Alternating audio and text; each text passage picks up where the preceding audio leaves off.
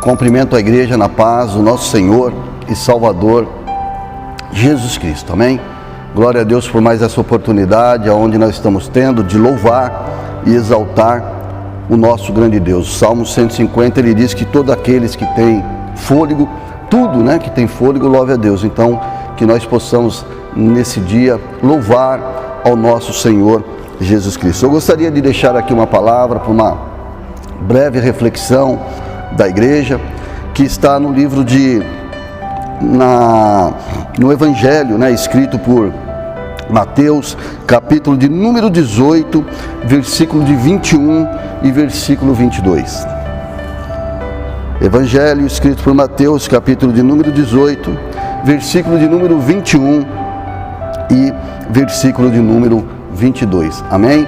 Diz assim a palavra do Senhor. Então Pedro, aproximando-se dele, disse: Senhor, até quantas vezes pecará meu irmão contra mim e eu lhe perdoarei? Até 7? Jesus lhe disse: não te digo que até 7, mas até 70 vezes 7. Eu vou repetir os dois versículos para ficar encravado dentro do nosso coração, dentro da nossa mente. Então Pedro, aproximando-se dele, disse: Senhor, até quantas vezes pecará meu irmão contra mim e eu lhe perdoarei? Até 7. Jesus lhe disse: não te digo que até 7, mas até 70 vezes 7. Amém? Vamos fazer uma oração ao Senhor, pedir para que Deus venha falar conosco nesse dia. Pede a Deus para Ele falar com você. Pede para Deus usar a minha vida nesse momento para ser um mensageiro de uma palavra de esperança para a tua vida, em nome de Jesus, amém? Pai querido e Pai amado, em nome de Jesus Cristo, Deus, nesse momento, meu Pai, que nós estamos reunidos como igreja do Senhor, Pai, nós pedimos a Ti que o Senhor venha falar conosco, Pai, que o Senhor venha revelar uma palavra do coração do Senhor, uma palavra do céu ao nosso coração, Pai. E como sempre nós falamos, Pai, não importa a forma que o Senhor venha falar conosco nesse dia, mas que nós pedimos é que o Senhor venha falar, porque a Tua palavra é que nos norteia, a Tua palavra é que nos mantém de pé, a Tua palavra é que faz com que nós seguimos o nosso caminho, sabendo o que é certo e o que é errado, Senhor. Oh Deus querido e Senhor amado, tenha liberdade no nosso coração, tenha liberdade de quebrantar o coração, Pai, nesse dia. Tenha liberdade, Senhor querido e Senhor amado, de fazer com que nós venhamos entender, Pai, que sem a Tua presença, sem a presença da Trindade, sem a presença do Deus Pai, do Deus Filho e do Deus Espírito Santo, Pai, nós não somos nada e não podemos continuar a caminhar, Senhor. Em nome de Jesus, Pai, graças Te damos por esse dia e Te agradecemos em nome de Jesus, amém? Glória a Deus, aleluias.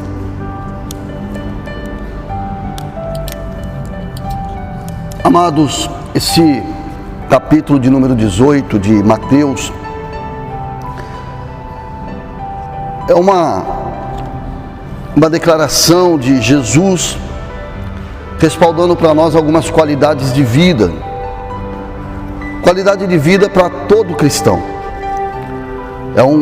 Desde o início desse capítulo, Jesus ele fala de algumas qualidades que nós temos que ter para ser um verdadeiro cristão.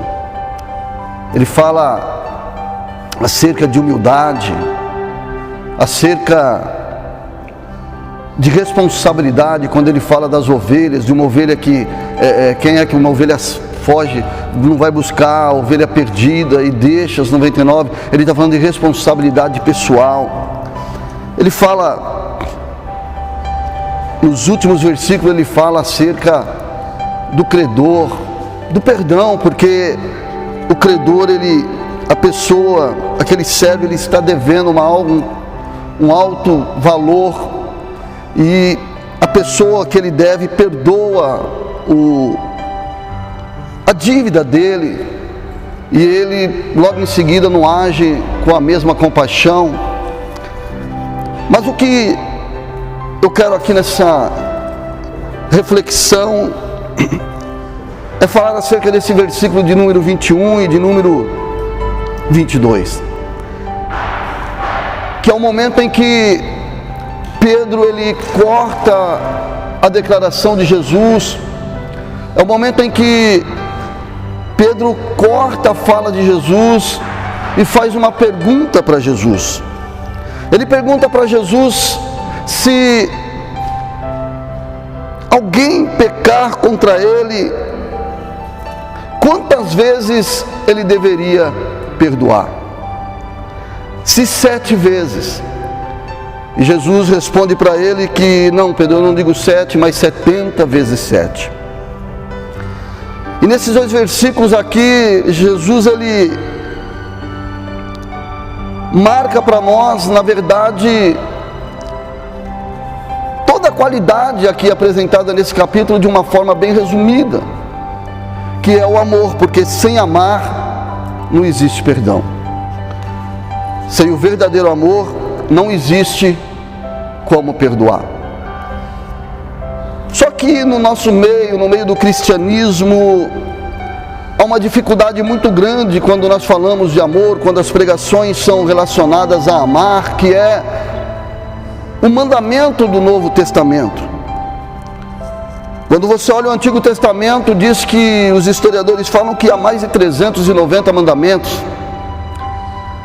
E quando você chega no Novo Testamento, Jesus ele resume toda essa quantidade de mandamentos em um só, que é amar, amor. Mas nós temos dificuldade quando a pregação, quando trata-se de nós amarmos. Nós queremos ser amados, nós queremos ser perdoados, mas quando isso tem que partir de nós, há uma dificuldade muito grande. Porque nós, na verdade, não sabemos o que é o amor, não sabemos o que é amar. E eu ouvi outro dia, lendo uma frase que diz que o amor é o oxigênio do reino de Deus. E quando nós entendemos que o amor é o oxigênio do reino de Deus, nós entendemos que amar, o amor não é uma alternativa de vida, não é uma opção de vida para aqueles que aceitaram Jesus, mas é uma obrigatoriedade. Não existe a possibilidade nenhuma de eu ser crente, de eu ser cristão, de eu ser alguém que um dia aceitou Jesus e não amar. Não existe nenhuma possibilidade de eu não amar. Eu tenho que amar, essa é minha obrigação. E esse amor ele tem que ser expandido, estendido, independente de que se eu concorde, independente de que se vai me contrariar, independente de que se vai me trazer algum tipo de benefício peculiar, não, independente de qualquer coisa, eu tenho que amar, é minha obrigatoriedade. E quando nós também pensamos que o amor é o oxigênio do reino de Deus, nós também devemos ter em mente que o amor ele não se negocia, não existe negociação por amor. Amar é amar, amar é amar. E se o amor é o oxigênio do reino de Deus, amado, e ele deixa de ser um acessório para a minha vida e passa a ser uma obrigatoriedade, eu começo a entender, eu começo a compreender que se ele é oxigênio, ou eu amo, ou eu morro. Ou eu amo, ou eu morro. E esse amor que eu estou falando é o amor na perspectiva do Evangelho, é o amor na perspectiva de Cristo. É o amor que não se negocia. É o amor que é entregue sem nenhum tipo de espera recíproca. É o amor que se envia sem esperar uma carta de resposta. É o amor que você doa, que você dá, assim como o rio transborda 24 horas por dia no mar e em nenhum momento ele se seca, porque ele dia e noite, ele ali se dando água ao mar, se jorrando ao mar, e ele não se seca. E é esse rio que a Bíblia faz comparação a nós, que nós devemos ser esse rio que transborda e que nunca se seca. Porque na perspectiva do rio e do mar, você vê que o rio ele jorra noite e dia e não se seca, e o mar ele recebe noite e dia e não se sacia. E quando a gente fala que o amor é o oxigênio do reino de Deus, a gente tem que atrelar isso também a estar com Deus. Porque quando nós pegamos algumas resoluções da nossa vida, e resoluções é aquilo que é essencial para a vida, resolução é aquilo que, sem aquilo, alguma coisa não funciona, alguma máquina não funciona. Quando a gente traz essa resolução para a nossa vida, e nós fazemos uma comparação a estar com Deus, com essa resolução, nós vamos chegar no mesmo entendimento de que amor. E quando a gente pega algumas resoluções da nossa vida, como por exemplo, comparar estar com Deus com a água. Quando nós comparamos Deus à água, que é algo essencial para a nossa vida, quando nós comparamos Deus ao alimento que é essencial para a nossa vida, estar com Deus é como um alimento que é essencial para a nossa vida. Talvez nós estamos até caminhando bem no nosso entendimento, mas ainda é muito pouco. Porque a água, amados, nós conseguimos viver algum período sem beber água. Nós conseguimos viver algum período, a Bíblia nos relata Jesus 40 dias sem se alimentar. Nós podemos viver um bom período de tempo sem se alimentar. Mas quando nós comparamos também estar com Deus, com o ar, a gente vê a profundidade, amado, de estar nesse universo do Evangelho constituído pelo amor e estar com Deus. Porque só ama de verdade aquele que está com Deus. E quando nós comparamos também Deus ao ar, nós chegamos à conclusão que é impossível viver sem Deus, porque é impossível viver sem ar. Você consegue viver um bom período sem a água, você consegue viver um bom período sem o alimento, mas você não consegue viver nenhum tempo sem o ar. É muito pouco o período que você consegue ficar sem o ar. E se você ficar algum período sem o ar e você retornar a respirar, você retornar a ter vida, você vai ter algumas sequelas. Eu conheci uma pessoa que infartou e perdeu o oxigênio por algum período, e quando ele no hospital, ele é trazido à vida de novo, é recuperado a vida dele, ele vive por 2 anos vegetando, porque a sequela é muito grande. E eu estou falando do amor, amado, para a gente poder chegar nesses versículos 21 e 22, que é acerca do perdão, porque só pode perdoar quem ama de verdade, só pode perdoar quem está com Deus. Pedro, quando ele chega para Jesus, e ele diz para Jesus quantas vezes ele deve perdoar, se é 7 vezes. No período de Jesus, os rabinos, eles tinham a ideia com eles que o perdão devia ser dado no máximo 3 vezes. Quando muito estendido, e que quase impossível, mas raramente 4 vezes. E a gente entende então que quando Pedro chega para Jesus e fala: Jesus, quantas vezes nós precisamos perdoar? 7 vezes. A gente percebe isso no meu entendimento agora que Pedro, quando chega para Jesus fazendo essa pergunta, a gente pensa que Pedro ele está querendo se elevar um pouco a mais do que os rabinos, porque os rabinos falavam que deveria perdoar por 3 vezes, no máximo aí, muito raramente 4 vezes. Pedro chega e fala para Jesus: Jesus, é 7 vezes. E talvez quando Pedro fala isso, Jesus olha para ele, e a ideia dele talvez seria de Jesus olhar para ele e falar: olha Pedro, você está entendendo, você está compreendendo, você está a cada dia mais evoluindo, porque Você disse que é 7 vezes que deve perdoar, quando os rabinos falam que é só 13. Você está num patamar muito melhor do que o rabino. Talvez a ideia de Pedro de receber esse elogio de Jesus, mas eu quero dizer, amado, que Jesus ele faz uma resposta, ele dá uma resposta para Pedro, que faz com que Pedro venha ficar cabisbaixo, porque ele esperava um elogio e ele recebe uma resposta que diz: Pedro, não é 7, mas é 70 vezes 7. E aqui eu quero entrar dentro da reflexão, amado, para a minha vida e para a tua vida. 70 vezes 7, amado. Existe um jargão, existe uma conversa, vamos dizer assim, que eu não sei se os irmãos já ouviram dizer: eu sou 8 ou eu sou 80. E esse 8 ou 80, na cabeça de algumas pessoas, é definida como aquele que é 8 ou 80, como uma pessoa que é inflexível, ela não muda. Ela tem aquela ideia, ela tem aquele pensamento, e aquilo é dela, aquilo é dele, e não muda.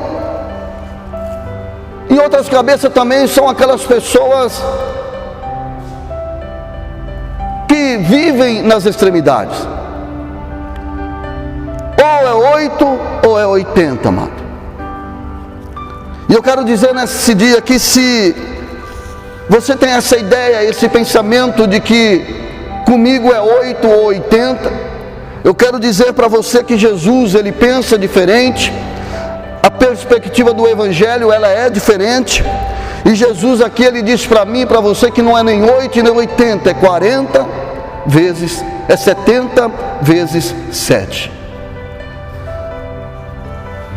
E o que implica, amado, Jesus falar? Porque a impressão que dá: bom, então eu devo perdoar 490 vezes. Jesus, quando ele diz ali 70 vezes 7, ele não está ali limitando a 490 vezes, não é literal. O que Jesus está dizendo ali para Pedro é o seguinte: Pedro, você está limitando a 7 vezes que se deve perdoar. Você está querendo colocar limites. E quando Jesus, ele pega e diz para Pedro que não, é 70 vezes 7, Jesus, ele está dizendo o seguinte: olha, no reino de Deus, na perspectiva do Evangelho, na perspectiva do meu ensinamento, não existe limites para perdoar. Não existe. Você está limitando a 7, os rabinos limitam a 3, mas eu digo para você que você não tem limites para perdoar. Você tem que perdoar todas as vezes que receber um pedido de perdão. 70 vezes 7, amado, traduz para nós a essência de vida. Carrega uma mentalidade de como você vai enxergar a maneira de viver no Evangelho. E nessa perspectiva de Jesus, quando ele diz 70 vezes 7, não é 7. Ele está dizendo para mim e para você que nós devemos não ter limites no reino de Deus. Não tem limites. E aí vem aquelas perguntas: mas isso não é para mim, isso é para Jesus, porque nós temos dificuldade de receber esses tipos de palavra. Mas eu quero dizer para o irmão que é para mim, que é para você. Talvez você está aí na tua casa nesse dia com o coração carregado de tudo que é contrário àquilo que é perspectiva da Bíblia, que é o amor, em especial do Novo Testamento. Talvez você está aí na tua casa e você se considera um cristão, você se considera um crente, você se considera um discípulo de Jesus, mas você não tem a ideia de perdão, você não tem o sentimento de perdão, você carrega com você o sentimento que você acha que deve ser, porque você é 8 ou é 80, você não é 70 vezes 7. Então que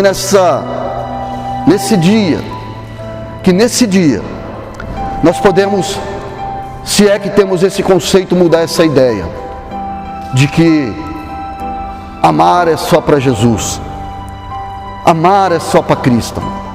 Não, amar é para mim, Amar é para você que um dia aceitou Jesus, amado. E quando você deixa de perdoar alguém, quando você deixa de praticar o perdão, quando você deixa de liberar o perdão, você pode ter certeza de uma coisa: você está desistindo da pessoa. Amado, e a Bíblia Sagrada, e aí nós vamos em Gênesis, Apocalipse, mostra para mim um lugar, um versículo que Deus, ou Jesus, que Deus esqueceu de alguém. Ah, mas Judas, irmãos, na história de Cristo, do relacionamento de Jesus com Judas, Jesus ele nunca desprezou, Jesus ele nunca dispensou, Jesus ele nunca esqueceu de Judas, Jesus ele nunca desistiu de Judas. Quando você olha para a história de Judas, Jesus ele deu oportunidade de sobra para Judas, amado. Tanto é que a última imagem que Judas carrega de Jesus não é de um homem rancoroso. A última imagem que Judas carrega de Jesus não é de um homem que estava com o coração cheio de vingança. A última imagem que Judas carrega de Jesus não é daquele homem que olhou para Judas e desprezou Judas, não. A última imagem que Judas carrega de Jesus é a palavra amigo. Amigo, você desistiu de mim, mas eu não desisto de você.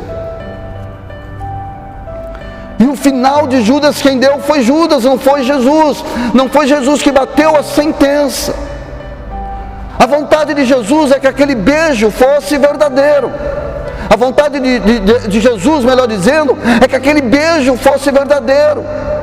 Que aquele encontro fosse um encontro de amor. A vontade de Jesus era essa. Mas infelizmente não foi. Então não há, amado. Não desista de ninguém. Não desista de ninguém. Sabe, libera perdão. Libera perdão. Olha, Deus tem porta aberta para a tua vida, tem. Deus tem carro novo para a tua vida, pode ter. Deus tem casa nova para a tua vida, pode ter também. Mas amados, em nome de Jesus, a prioridade, a perspectiva do Evangelho não é essa. A perspectiva do Evangelho é que nós venhamos amar. É que nós venhamos ter aquilo. Eu gosto muito da filosofia ali do samaritano. Sabe aquela filosofia onde o samaritano, onde aquele ladrão desce, desfalece, bate, deixa aquele homem quase morto. Desce um levita, desce um sacerdote, passo a largo. Aí vem um samaritano e acolhe aquele homem. Aí quando nós pegamos essa filosofia, é uma outra filosofia onde Deus, Jesus, ele mostra para nós como é que nós devemos amar, qual é a filosofia que nós devemos ter. Porque o sacerdote e o levita, ele tinha a seguinte ideia: olha, o que é seu, o que é meu, cada um com a tua vida. A do ladrão é o seguinte: o que é seu e o que é meu. Mas o do samaritano não. O que é seu, o que é meu é seu também. Amém? Que nós possamos nesse dia ter essa ideia de que nós precisamos amar para ser um verdadeiro cristão, amado. Sabe? Que nós não venhamos limitar a liberação de perdão. Ah, mas vai falar que eu sou bobo, amados. Você acha que quando carregavam Jesus na cruz, quando esbotefiava Jesus, quando batia em Jesus, quando enfiava a coroa em Jesus, quando cravava os cravos em Jesus, você acha que Jesus ali ele era olhado como rei? Ele era olhado como o Senhor dos senhores? Ele era olhado como um coitado? Mas a minha função não é, amado, carregar comigo o que acham de mim, mas é aquilo que Jesus quer que eu faça. Então, em nome de Jesus, amado, vamos nesse dia fechar os nossos olhos, vamos buscar a Deus. Eu quero encerrar aqui com o versículo 13 e capítulo 13, versículo 1 e 2 de Hebreus, quando o escritor de Hebreus ele diz o seguinte: permaneça o amor fraternal. E ele pede para nós lembrarmos que através da hospitalidade, através do amor, muitos hospedaram a anjos, amados. Então cuidado, que às vezes você está dispensando anjos da tua vida, por causa da falta do amor, por causa da falta da hospitalidade. Amém? Feche os olhos em nome de Jesus. Pai querido e Pai amado, em nome de Jesus Cristo, Deus. Hoje, Senhor querido e Senhor amado, nós ouvimos uma reflexão, uma palavra do Teu coração ao nosso coração, e acendeu em nós, Pai, a chama de perdoar, Pai, de carregar com nós, Senhor querido, o sentimento de liberação, de perdão, Pai. Então, em nome de Jesus Cristo, Pai, onde tiver uma alma nesse dia, Pai, onde tiver uma alma agora ouvindo essa palavra, Senhor, que através da Tua palavra, o Senhor pode, Senhor, através da Tua onisciência, da Tua onipresença, entrar nesse coração, Senhor, e arrancar todo sentimento contrário à Tua palavra, arrancar todo sentimento, meu Pai, que não agrada a Ti, Senhor, e colocar, Senhor, em nome de Jesus, Pai, a liberação de perdão, Senhor, 40 vezes 7, Pai. Oh, Senhor querido e Senhor amado, não é 8, nem 80, é 70 vezes 7, Deus.